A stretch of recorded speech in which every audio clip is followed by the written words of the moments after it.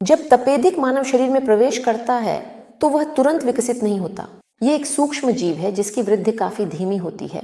इसीलिए शरीर में प्रवेश करने से लेकर बीमारी के विकसित होने तक 3 सप्ताह से लेकर 6 महीने तक का समय लग सकता है। यह अवधि काफी लंबी होती है। इसी कारण व्यक्ति को यह पता भी नहीं चल सकता कि वह बीमार है। और इसके अलावा तपेदिक की शुरुआती अवस्था में उसकी नैदानिक तस्वीर सामान्य श्वसन रोग से विशेष रूप से अलग नहीं होती, यानी इसमें कमजोरी, जल्दी थकान और खांसी होती है। ऐसी कौन सी बात है जो सतर्क कर सकती है? ये है लंबे समय तक बनी रहने वाली जिद्दी खांसी जो 3 सप्ताह से अधिक समय तक रहती है। ऐसी खांसी निश्चित रूप से तपेदिक के संदर्भ में सतर्कता की मांग करती है।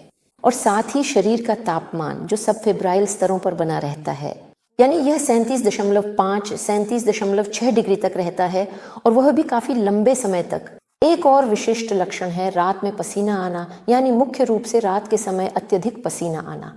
हमारे मरीज इसे महसूस करते हैं, इसकी शिकायत करते हैं, लेकिन फिर भी लंबे समय तक इस पर ध्यान नहीं देते। और यह बात बाद में पता चलती है, यानी जब वे डिस्पेंसरी में आते हैं तब। बस ऐसे लोग अक्सर सबसे पहले पारिवारिक डॉक्टरों के पास ब्रोंकाइटिस या बार बार होने वाले वायरल संक्रमण के निदान के साथ पहुंचते हैं।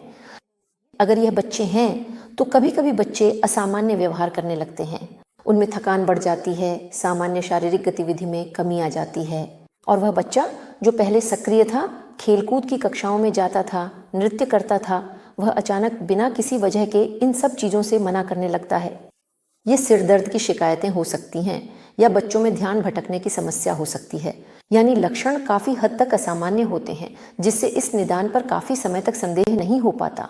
इसलिए हमें हमेशा तपेदिक की संभावित खतरे के बारे में याद रखना चाहिए, खासकर इसलिए क्योंकि हमारे देश में 1995 से महामारी के आंकड़े पार हो चुके हैं और हमारे हर नागरिक को किसी न किसी समय जोखिम समूह में माना जाता है।